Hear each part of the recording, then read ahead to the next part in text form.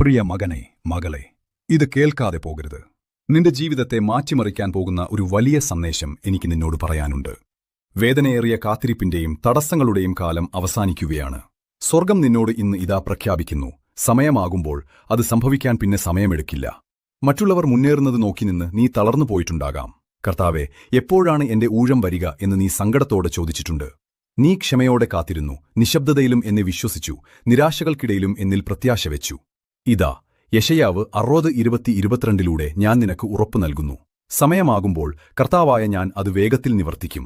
ഇത് ഭാഗ്യം കൊണ്ടോ യാദൃശ്ചികമായോ സംഭവിക്കുന്നതല്ല, മറിച്ച് എന്റെ അസാധാരണമായ ഇടപെടൽ കൊണ്ട് സംഭവിക്കുന്നതാണ്.